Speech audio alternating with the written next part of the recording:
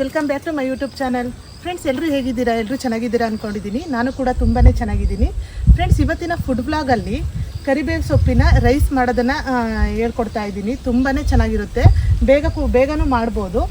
ಕರಿಬೇವು ಸೊಪ್ಪಿನ ರೈಸ್ ಮಾಡೋದಕ್ಕೆ ಮುಖ್ಯವಾಗಿ ನಮಗೆ ಕರಿಬೇವು ಬೇಕಲ್ವಾ, ಅದಕ್ಕೋಸ್ಕರ ಕರಿಬೇವನ್ನ ಕಿತ್ಕೊತಾ ಇದ್ದೀನಿ. ಫ್ರೆಂಡ್ಸ್, ಕರಿಬೇವು ಮಾತ್ರ ಸ್ಮೆಲ್ ಮಾತ್ರ ತುಂಬಾ ಚೆನ್ನಾಗಿದೆ, ಘಮ್ ಅಂತ ಇದೆ. ನಾಟಿ ಸೊಪ್ಪಲ್ವಾ, ನಾಟಿ ಸೊಪ್ಪಾಗಿದ್ರಿಂದ ಘಮ್ ಅಂತ ಐತೆ. ಸ್ಮೆಲ್ ತುಂಬ ಚೆನ್ನಾಗಿದೆ, ಒಂದು ಸ್ವಲ್ಪನೂ ಸೀಡೆ ಆಗಿಲ್ಲ, ನೋಡ್ತಾ ಇರ್ಬೋದು, ಅಷ್ಟು ಚೆನ್ನಾಗಿದೆ.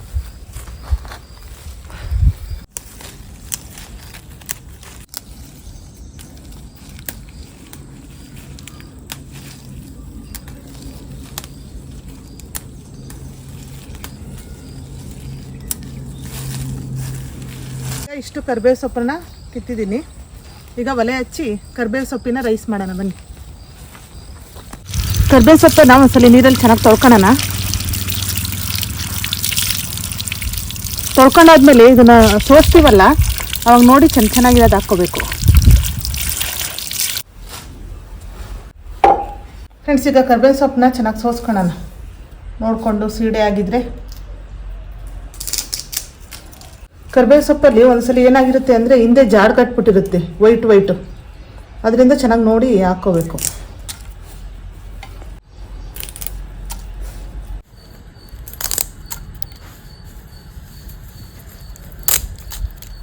ಕರಿಬೇವು ಸೊಪ್ಪನ್ನು ಬಿಡಿಸಿ ರೆಡಿ ಮಾಡಿ ಇಟ್ಕೊಂಡಿದ್ದೀನಿ. ಈಗ ಒಲೆ ಹಚ್ಚೋಣ. ಒಲೆ ಹಚ್ಚಿದ್ದೀನಿ. ಒಲೆ ಮೇಲೆ ಬಾಂಡ್ಲಿ ಇಡೋಣ. ಸಿಂಪಲ್ ಆಗಿ ಒಂದು ಪೌಡರ್ ಮಾಡ್ಕೋಬೇಕು ಕರಿಬೇವು ಸೊಪ್ಪಿನ ರೈಸ್ ಮಾಡೋದಕ್ಕೆ. ಈಗ ಒಂದು 2 ಸ್ಪೂನ್ ಎಣ್ಣೆ ಹಾಕ್ತಾ ಇದ್ದೀನಿ.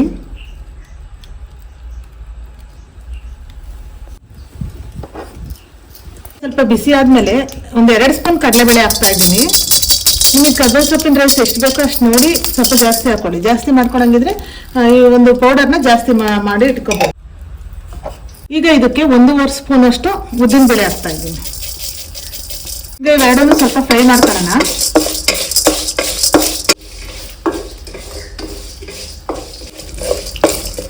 ಫ್ರೆಂಡ್ಸ್, ಈಗ ಕಡಲೆಬೇಳೆ ಉದ್ದಿನಬೇಳೆ ಸ್ವಲ್ಪ ಫ್ರೈ ಆದಮೇಲೆ ಇದಕ್ಕೆ ಧನಿಯಾ ಹಾಕ್ತಿದ್ದೀನಿ, ಅಂದರೆ ಕೊತ್ತಂಬರಿ ಬೀಜ ಹಾಕ್ತಾ ಇದ್ದೀನಿ. 1 ಸ್ಪೂನ್ ಹಾಕಿದ್ರೆ ಸಾಕು, ಜಾಸ್ತಿ ಬೇಡ, ಸ್ವಲ್ಪ. ಹಾಗೆ ಇದ್ರ ಜೊತೆ 1 ಸ್ಪೂನ್ ಜೀರಿಗೆ ಹಾಕ್ತಾ ಇದ್ದೀನಿ. ಈಗ ಇದನ್ನು ಚೆನ್ನಾಗಿ ಫ್ರೈ ಮಾಡ್ಕೋಬೇಕು. 6 ಮುಗ್ಲು ಮೆಣಸಿನ್ಕಾಯಿನ ಹಾಕ್ತಾ ಇದ್ದೀನಿ, ಒಣಮೆಣಸಿನ್ಕಾಯಿ. ಇದ್ರ ಜೊತೆಗೆ 3 ಬ್ಯಾಡಗೆ ಮೆಣಸಿನ್ಕಾಯಿ ಹಾಕ್ತಾ ಇದ್ದೀನಿ. ಮುಗ್ಲು ಮೆಣಸಿನ್ಕಾಯಿ ಇಲ್ಲ ಅನ್ನೋರು ನೀವು ಗುಂಟೂರು ಮೆಣಸಿನ್ಕಾಯಿ ಬರುತ್ತಲ್ಲ, ಅದನ್ನು ಕೂಡ ಹಾಕೋಬಹುದು, ಅದು ಖಾರ ಇರುತ್ತೆ. ಈ ಮುಗ್ಲು ಮೆಣಸಿನ್ಕಾಯಿ ಗುಂಟೂರು ಮೆಣಸಿನ್ಕಾಯಿಗಿನ್ನ ಸ್ವಲ್ಪ ಖಾರ ಬರುತ್ತೆ ಇದು. ಈಗ ಇದನ್ನ ಚೆನ್ನಾಗಿ ಫ್ರೈ ಮಾಡ್ಕೊಳ್ಳೋಣ. ಇದ್ರ ಜೊತೆ ಕರಿಬೇವು ಸೊಪ್ಪನ್ನ ಹಾಕೋಬೇಕು. ಈಗ ಇಷ್ಟು ಕರಿಬೇವು ಸೊಪ್ಪು ಹಾಕಿದ್ದೀನಿ, ಇಷ್ಟು ಹಾಗೆ ಇರಿಸ್ಕೊಂಡಿದ್ದೀನಿ. ಒಗ್ಗರಣೆ ಬೇಕಲ್ಲ, ಅದಕ್ಕೋಸ್ಕರ ಈಗ ಇದನ್ನು ಕೂಡ ಚೆನ್ನಾಗಿ ಫ್ರೈ ಮಾಡ್ಕೊಳ್ಳೋಣ. ಈ ಕರಿಬೇವು ಸೊಪ್ಪನ್ನು ಹಾಕಿದ್ಮೇಲೆ ಅದರಲ್ಲಿರೋ ನೀರಿನ ಅಂಶ ಎಲ್ಲ ಹೋಗ್ಬೇಕು, ಅಲ್ಲಿವರೆಗೂ ಹುರ್ಕೋಬೇಕು. ನೀರಿನ ಅಂಶ ಎಲ್ಲ ಹೋಗಿ ಅದು ಗರ್ಗರಿ ಆಗಬೇಕು, ಅಲ್ಲಿವರೆಗೂ ಹುರ್ಕೊಂಡ್ರೆ ಸಾಕು. ನೋಡಿ ಈ ಥರ. ಈಗ ಇದನ್ನ ತಣ್ಣಗಾಗೋದಕ್ಕೆ ಬಿಡೋಣ.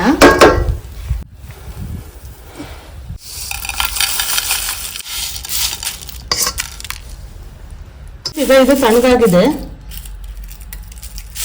ಈಗ ಇದನ್ನ ಪೌಡರ್ ಮಾಡ್ಕೋಬೇಕು.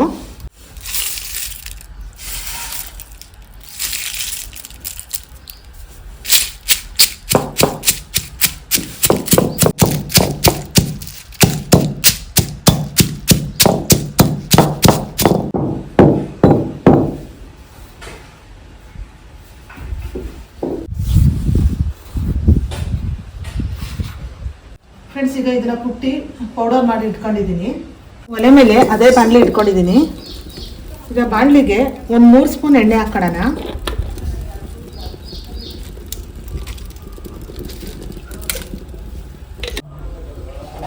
ಎಣ್ಣೆ ಬಿಸಿ ಆದಮೇಲೆ ಸ್ವಲ್ಪ ಸಾಸಿವೆ ಹಾಕ್ತಾ ಇದ್ದೀನಿ, ಸ್ವಲ್ಪ ಕಡಲೆಬೀಜ ಹಾಕೋಣ. 1 ಸ್ಪೂನ್ ಕಡಲೆಬೇಳೆ ಹಾಕ್ತಿದ್ದೀನಿ, ಸ್ವಲ್ಪ ಉದ್ದಿನಬೇಳೆ ಒಂದು 1/2 ಸ್ಪೂನ್ ಆಗೋಷ್ಟು. ಇಷ್ಟನ್ನು ಫ್ರೈ ಮಾಡ್ಕೋಬೇಕು ಎಣ್ಣೆಯಲ್ಲಿ. ಕಡಲೆಬೀಜ ಗರ್ಗರಿ ಆಗಬೇಕು, ಅಲ್ಲಿವರೆಗೂ ಫ್ರೈ ಮಾಡ್ಕೊಳ್ಳಿ. ಇದ್ರ ಜೊತೆಗೆ ಬೇಕು ಅಂದರೆ ಸ್ವಲ್ಪ ಎಳ್ಳನ್ನು ಕೂಡ ಹಾಕೋಬಹುದು. ಹಾಗೆ ಗೋಡಂಬಿಗೆ ಇಷ್ಟಪಡೋರು ಗೋಡಂಬಿ ಕೂಡ ಹಾಕೋಬಹುದು. ಕರಿಬೇವಿನ ಸೊಪ್ಪು ಹಾಕ್ತಾ ಇದ್ದೀನಿ.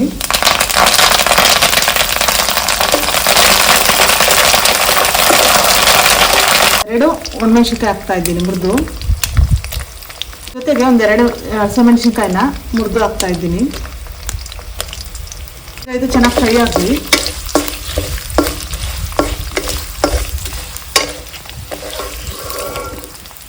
ಫ್ರೆಂಡ್ಸ್, ಕಡಲೆಬೀಜ ಚೆನ್ನಾಗಿ ಫ್ರೈ ಆಗಬೇಕು, ಅಲ್ಲಿವರೆಗೂ ಫ್ರೈ ಮಾಡ್ಕೊಳ್ಳಿ. ಕಡಲೆಬೀಜ ಚೆನ್ನಾಗಿ ಫ್ರೈ ಆಗಿದೆ. ಈಗ ಆವಾಗಲೇ ನಾವು ಪೌಡರ್ ಮಾಡಿ ಇಟ್ಕೊಂಡಿದ್ವಲ್ಲ, ಆ ಪೌಡರನ್ನು ಹಾಕ್ತಾ ಇದ್ದೀನಿ. ಈಗ ಒಂದ್ಸಲಿ ಚೆನ್ನಾಗಿ ಮಿಕ್ಸ್ ಮಾಡ್ಕೊಳ್ಳಿ. ಸ್ವಲ್ಪ ಅರಿಶಿನ ಹಾಕ್ತಾ ಇದ್ದೀನಿ. ಹಾಗೆ ರುಚಿಗೆ ತಕ್ಕಷ್ಟು ಉಪ್ಪು ಹಾಕೋಣ. ಇದಕ್ಕೆ ಎಷ್ಟು ಬೇಕೋ ಅಷ್ಟು ನೋಡಿ ಹಾಕೊಳ್ಳಿ. ರೈಸಿಗೆ ನಾವು ಉಪ್ಪು ಹಾಕಿರ್ತೀವಲ್ಲ, ಅದರಿಂದ ಇದಕ್ಕೆ ಎಷ್ಟು ಬೇಕೋ ಅಷ್ಟು ಉಪ್ಪನ್ನ ಹಾಕಬೇಕು. ಈಗ ಒಂದ್ಸಲಿ ಚೆನ್ನಾಗಿ ಮಿಕ್ಸ್ ಮಾಡ್ಕೊಳ್ಳೋಣ. ಈ ಪೌಡರ್ ಹಾಕಿದ್ಮೇಲೆ ಜಾಸ್ತಿ ಕುದಿಸೋದೇನು ಬೇಕಾಗಲ್ಲ. 1 ನಿಮಿಷ ಬಿಸಿ ಮಾಡಿದ್ರೆ ಸಾಕು. ಈಗ ಇದಾಗಿದೆ, ಇದಕ್ಕೆ ರೈಸ ಮಿಕ್ಸ್ ಮಾಡ್ಕೊಳ್ಳೋಣ.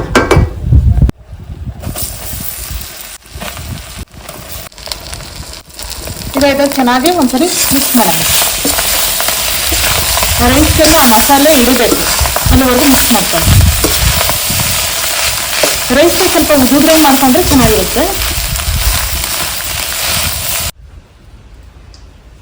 ಫ್ರೆಂಡ್ಸ್, ಒಂದ್ಸತಿ ಚೆನ್ನಾಗಿ ಮಿಕ್ಸ್ ಮಾಡಿದಾದ್ಮೇಲೆ ಲಾಸ್ಟಲ್ಲಿ ನಿಂಬೆ ರಸನ ಇಟ್ಕೊಳ್ಳೋಣ. 1 ನಿಂಬೆಹಣ್ಣು ತಗೊಂಡಿದ್ದೀನಿ.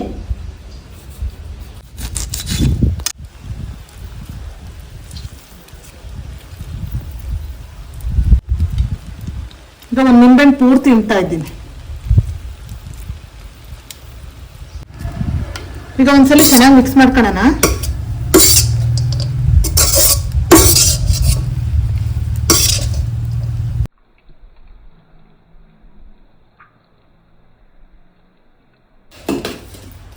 ಫ್ರೆಂಡ್ಸ್, ಈಗ ಬಿಸಿ ಬಿಸಿ ಆದಂತಹ ಕರಿಬೇವಿನ ರೈಸು ರೆಡಿ ಆಯಿತು.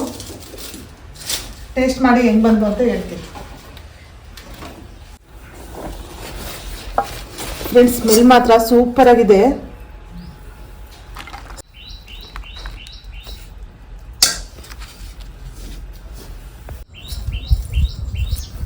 ಫ್ರೆಂಡ್ಸ್, ಈಗ ಟೇಸ್ಟ್ ಮಾಡಿ ಹೇಳ್ತೀನಿ ಹೆಂಗೆ ಬಂದಿದೆ ಅಂತ. ನೋಡ್ತಾ ಇದ್ರೆ ತಿನ್ನಬೇಕು ಅನಿಸುತ್ತೆ, ಅಷ್ಟು ಚೆನ್ನಾಗಿದೆ. ನೋಡೋದಕ್ಕೂ ಚೆನ್ನಾಗಿದೆ, ಸ್ಮೆಲ್ಲು ಅಷ್ಟೇ ತುಂಬ ಚೆನ್ನಾಗಿದೆ. ನೋಡೋಣ ತಿಂದು ಹೆಂಗಿದೆ ಅಂತ ಹೇಳ್ತೀನಿ.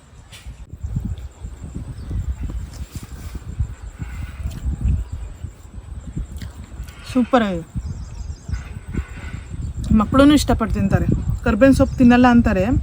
ಕರ್ಬೇವಿನ ಸೊಪ್ಪು ತುಂಬ ಒಳ್ಳೆಯದು, ಕಣ್ಣಿಗೆಲ್ಲ ತುಂಬ ಒಳ್ಳೆಯದು. ಈ ಥರ ರೈಸ್ ಮಾಡಿಕೊಡಿ, ಮಕ್ಕಳೂ ಇಷ್ಟಪಟ್ಟು ತಿಂತಾರೆ. ಈ ರೆಸಿಪಿನ ಒಂದು 10 ನಿಮಿಷದಲ್ಲಿ ಮಾಡ್ಬೋದು. ಜಾಸ್ತಿ ಏನು ಇಂಗ್ರೀಡಿಯೆಂಟ್ಸ್ ಇಲ್ಲ. ಹಾಗೆ ಈರುಳ್ಳಿ ಕಟ್ ಮಾಡ್ಕೋಬೇಕು. ಈರುಳ್ಳಿ ಹಾಕಿಲ್ಲ, ಬೆಳ್ಳುಳ್ಳಿ ಹಾಕಿಲ್ಲ, ಏನೂ ಹಾಕಿಲ್ಲ. ಸಿಂಪಲಾಗಿ ಮಾಡಿರೋದು. ಟೇಸ್ಟ್ ಮಾತ್ರ ತುಂಬ ಚೆನ್ನಾಗಿದೆ. ಸಿಂಪಲಾಗಿ ಮಾಡಿದ್ರೂ ಟೇಸ್ಟ್ ಮಾತ್ರ ತುಂಬಾ ಚೆನ್ನಾಗಿದೆ. ಈ ಪ್ರಸಾದಕ್ಕೆ ನಾವೇನಾದರೂ ನೈವೇದ್ಯ ಮಾಡಬೇಕು ದೇವರಿಗೆ ಅಂದರೆ ಈರುಳ್ಳಿ ಬೆಳ್ಳುಳ್ಳಿ ಹಾಕ್ಬಾರ್ದಲ್ವಾ? ಅಂಥ ಟೈಮಲ್ಲೂ ಕೂಡ ಈ ಒಂದು ಕರ್ಬೇವಿನ ಸೊಪ್ಪಿನ ರೈಸನ್ನು ಮಾಡ್ಕೋಬೋದು, ಚೆನ್ನಾಗಿರುತ್ತೆ. ಇವತ್ತಿನ ಫುಡ್ ವ್ಲಾಗು ತಮ್ಮೆಲ್ಲರಿಗೂ ಇಷ್ಟ ಆಗಿದೆ ಅಂದ್ಕೊಂಡಿದ್ದೀನಿ. ಮುಂದಿನ ವಿಡಿಯೋದಲ್ಲಿ ನಿಮ್ಗೆ ಯಾವ ಥರ ರೆಸಿಪಿ ಬೇಕು ಅಂತ ಕಮೆಂಟ್ ಮಾಡಿ ತಿಳಿಸಿದ್ರೆ ಅದೇ ಥರದ ರೆಸಿಪಿಯನ್ನು ನಾನು ಮಾಡಿ ತೋರಿಸ್ತೀನಿ. ಫ್ರೆಂಡ್ಸ್, ಇವತ್ತಿನ ಫುಡ್ ಬ್ಲಾಗ್ ಇಲ್ಲಿಗೆ ಎಂಡ್ ಮಾಡ್ತಾ ಇದ್ದೀನಿ. ಈ ಫುಡ್ ಬ್ಲಾಗ್ ಇಷ್ಟ ಆಗಿದ್ರೆ ಲೈಕ್ ಮಾಡಿ, ಶೇರ್ ಮಾಡಿ, ಹಾಗೆ ಸಬ್ಸ್ಕ್ರೈಬ್ ಮಾಡ್ಕೊಳ್ಳಿ. ಮುಂದಿನ ಫುಡ್ ಬ್ಲಾಗಲ್ಲಿ ಮತ್ತೊಂದು ಹೊಸ ರೆಸಿಪಿಯೊಂದಿಗೆ ಬರ್ತೀನಿ. ಅಲ್ಲಿವರೆಗೂ ಟೇಕ್ ಕೇರ್, ಬಾಯ್.